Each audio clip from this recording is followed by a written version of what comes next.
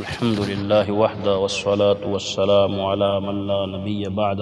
رسول اکرم صلی اللہ علیہ وسلم نے فرمایا کہ اللہ تعالیٰ فرماتے ہیں، ایسی حدیث کو حدیث قدسی کہا جاتا ہے، میں اپنے بندے کے ساتھ ہوں، انا مع عبدی ما ذکرنی، جب تک وہ میرا ذکر کرتا رہتا ہے، وتحرکت بشفتہ، اور اس کے دونوں ہونٹ میری یاد کی وجہ سے ہلتے رہتے ہیں۔ بس اس حدیث کے متعلق چند باتیں آپ کے سامنے رکھنی ہے۔ اللہ تعالیٰ ہمارے ساتھ کس طرح ہے، یہ بڑا اہم سوال ہے۔ اس کے تین مطلب اہل علم بیان کرتے ہیں۔ نمبر ایک، اللہ تعالیٰ اپنے علم اور قدرت طاقت کے لحاظ سے ہر کسی کے ساتھ، مومن کے ساتھ بھی ہے، کافر کے ساتھ بھی ہے، اللہ تعالیٰ کو ہر چیز کا علم ہے، لیکن بذات ہی الرحمن علی العرش استوى، رحمان عرش پر مستوی ہے۔ ایک مطلب یہ ہے کہ اللہ تعالیٰ ہر کسی کے ساتھ نہیں ہے، یعنی اللہ تعالیٰ کی تائید اور نصرت ہر کسی کے ساتھ تو نہیں ہے نا۔ وَاعْلَمُوا أَنَّ اللَّهَ مَعَ الْمُتَّقِينَ، یہ قید لگائیے اس بات کو، جان لو کہ اللہ تعالیٰ متقین کے ساتھ ہے۔ یا جیسے اس حدیث میں ہے کہ میں اپنے بندے کے ساتھ رہتا ہوں جب تک وہ مجھے یاد کرتا رہتا ہے۔ اس کا مطلب ہے جو اللہ کو یاد نہیں کر رہا تو اللہ تعالیٰ اس کے ساتھ نہیں ہے۔ اب اس ساتھ کا مراد مطلب کیا ہے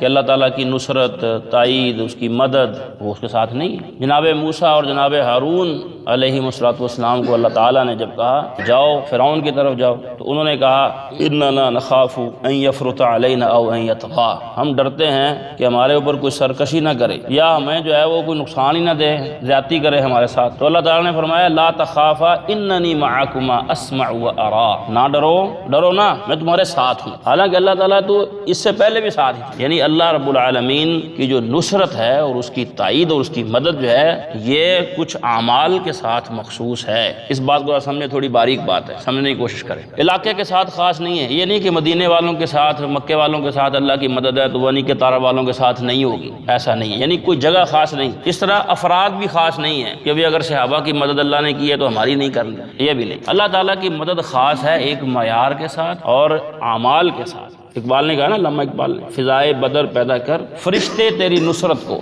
اتر سکتے ہیں گردوں سے کتار اندر کتار اب بھی۔ بھئی وہ ایمان پیدا کریں اللہ پہ، وہ یقین، وہ بھروسہ ہو۔ آج بھی ہم نے لوگوں سے سنا ہے کہ انہوں نے اللہ تعالیٰ کی نصرت اور تائید اور مدد دیکھی ہے، اور میں یقین سے کہہ سکتا ہوں اور کہہ رہا ہوں آپ سب نے اللہ کی مدد دیکھی ہوئی ہے۔ کسی نے دعا مانگی اس کو ویسے ہی مل گیا، اس نے جو سوچا اللہ نے اس کا کام کر دیا ہے۔ یہ اللہ تعالیٰ کی مدد ہوتی ہے، اور اللہ تعالیٰ اپنے بندے کو یہ بات سمجھاتا ہے کہ میں تیرا کام کرتا ہوں تو میری طرف توجہ کر۔ تو یہ دو مطلب ہو گئے۔ پہلا مطلب یہ ہے کہ اللہ رب العالمین اپنے علم اور قدرت کے لحاظ سے ہر کسی کے ساتھ ہے، وہ مومن ہو، کافر ہو، کوئی ہو۔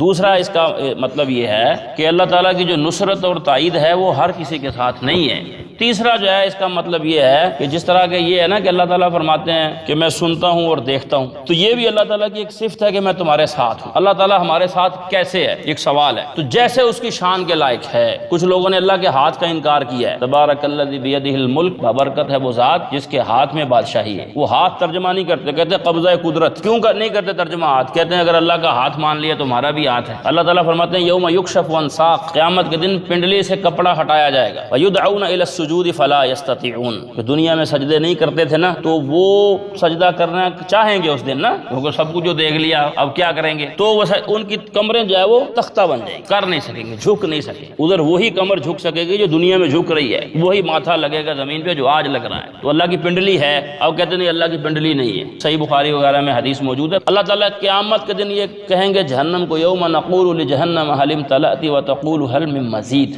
کہ تو بھر گئی، کہے گے بہت چاہیے اور چاہیے، بھیجو، اس میں بہت زیادہ جگہ باقی ہے۔ تو پھر اللہ رب العالمین اس میں اپنا قدم رکھیں گے، تو پھر وہ کہے گی بس ختم، جگہ ختم ہو گئی ہے، اب ضرورت نہیں ہے، بھر گئی۔ تو اللہ کا قدم بھی ہے۔ اس طرح اللہ کی بہت ساری صفات کا ذکر ہے، وہ کیسے ہیں جس طرح اس کی شان کے لائق۔ تو اس طرح یہ تیسرا معنی اس کا یہ کہ اللہ تعالیٰ ہمارے ساتھ ہے، کیسے ہے؟ جیسے اس کی شان کے لائق ہے۔ میرے ساتھ بھی ہے، آپ کے ساتھ بھی ہے، اس کے ساتھ۔ اس میں بہت سارے لوگوں کو غلطی لگی ہے۔ کوئی وحدت الوجود میں چلے گئے، کہتے ہیں ہر چیز میں جو ہے نا وہ اللہ ہے۔ کوئی وحدت الشہود میں چلے گئے، انہوں نے کہا ہر جگہ اللہ ہے، ہر جگہ اللہ ہے، ہر چیز میں اللہ ہے۔ اور کچھ نے جو ہے وہ اللہ تعالیٰ کی صفات کا انکار کر دیا، تو کچھ نے جو ہے وہ مثالیں بیان کرنا شروع کر دیں، اور اسی کی وجہ سے بہت سارے لوگ جو ہے وہ گمراہ ہوئے ہیں۔ تو اس کا معنی یعنی میں نے تین مطلب آپ کے سامنے بیان کیے ہیں۔ نمبر ایک، اللہ تعالیٰ اپنے علم اور اپنے قدرت کے لحاظ سے ہر کسی کے ساتھ ہے، بذات ہی العرش ہے۔ نمبر دو، اللہ تعالیٰ کی جو تائید اور مدد اور نصرت ہے وہ خاص اعمال کے ساتھ ہے،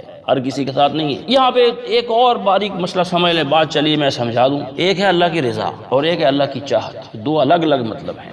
اللہ کی رضا تو یہ ہے کہ سارے لوگ مسلمان ہو جائیں، کوئی بھی نافرمان نہ رہے، سب لوگ جنت میں چلے جائیں، لیکن اللہ کی چاہت یہ نہیں ہے۔ آپ ذرا مجھے یہ بتاؤ کہ اگر اللہ چاہے تو کوئی بندہ بگڑ سکتا ہے؟ کوئی کسی پہ زیادتی کر سکتا ہے؟ نہیں کر سکتا نا۔ وَلَوْ شَاءَ اللَّهُ لَآمَنَ النَّاسُ مَنْ فِي الْأَرْضِ جَمِيعًا، اللہ فرماتے ہیں اگر اللہ چاہے، اس طرح چاہے جس طرح کہ وہی بس کرنا ہے، ساری زمین کے انسان مومن ہوتے ہیں، وہی اللہ تعالیٰ سے کون آگے بڑھ سکتا ہے؟ یا معشر الجن والانس ان استطعتم ان تنفذوا من اقطار السماوات والارض فانفذوا، زمین و آسمان کے کناروں سے نکل کے دکھاؤ نا۔ کوئی اللہ کے کنٹرول سے باہر نہیں، لیکن اللہ تعالیٰ نے فرمایا فمن شاء فلیؤمن ومن شاء فلیکفر، اختیار دیا ہے۔ اگر اللہ تعالیٰ زبردستی چاہتے تو پھر ہر بندہ ہی مومن ہوتا، لیکن اللہ نے یہ چاہا نہیں ہے۔ رضا اس کی یہی ہے، حق اس نے بیان کیا، باطل بیان کیا، سارے راستے کھول کھول کے رکھ دیے، اب کہا بھی جو چاہے نیک بن جائے، انا ہدیناہ السبیل اما شاکرا و اما کفورا، ہم نے راستہ دکھا دیا ہے، کوئی شکر گزار بنتا ہے تو کوئی ناشکرہ بنتا ہے۔ تو اللہ تعالیٰ کی مدد اور نصرت جو ہے یہ خاص ہے اعمال کے ساتھ۔ تیسرا جو مطلب اس کا میں نے بیان کیا وہ یہ ہے کہ اللہ ہمارے ساتھ ہے جیسے اس کی شان کے لائق۔ اب ذرا حدیث کا مطلب سمجھ لیں، فرمائے انا مع عبدی، میں اپنے بندے کے ساتھ رہتا ہوں، ما ذکرنی، جب تک وہ مجھے یاد کرتا رہتا ہے۔ ایک ہی ہے جو اذکار ہیں صبح اٹھنے سے لے کر رات سونے تک اذکار، ایک اس کا معنی یہ بھی ہے ساتھ اس کے کہ ہر ایک عمل میں بندے کو اللہ یاد رہے۔ اب یہ نہیں کہ تسبیح پھیر رہا ہے اور ساتھ اگلے کا سارا کچھ لوٹ بھی رہا ہے اور تسبیح بھی پھیر رہا ہے، سبحان اللہ الحمدللہ پڑھ رہا ہے، نماز بھی پڑھ رہا ہے اور مسجد دھوکے بھی کر رہا ہے۔ یعنی آپ فیصلہ کریں، گفتگو کریں، معاملہ طے کریں تو آپ کو اللہ یاد رہے کہ یار اس کو اللہ یاد ہے اس بندے کو، اس لیے تو اس کی ہر بات ٹھیک ہے۔ تو اس لیے یہ سبحان اللہ و بحمدہ سبحان اللہ العظیم یا دیگر جتنے بھی اذکار ہیں وہ بھی اس سے مراد ہیں، اور اس سے مراد بندے کو اللہ یاد ہے۔ وتحرکت بی شفتا، اور اس کا آخری اس حدیث کا حصہ یہ ہے کہ اس کے دونوں ہونٹ میرے ذکر کی وجہ سے ہلتے رہتے ہیں۔ کچھ لوگ جو ہے وہ پڑھتے ہیں ایسے، ان کے ذہن میں یہ ہوتا ہے رمضان میں کہ میں زیادہ قرآن پڑھ لوں، نہ اس کے ہونٹ ہل رہے ہیں نہ زبان ہل رہی ہے۔ جب بھی آپ تلاوت کریں، جب بھی اذکار کریں تو ایسے نہیں کرنا جب نماز میں کھڑا ہے وہ تصور میں پڑھ رہا ہے، تصور نہیں چلتا یہاں پہ، ہونٹ بھی ہلنے چاہیے ایسے ایسے، اور زبان بھی ہلنی چاہیے۔ لا یزال لسانک رطبا من ذکر اللہ، آپ کی زبان اللہ کے ذکر سے ہمیشہ تر رہنی چاہیے۔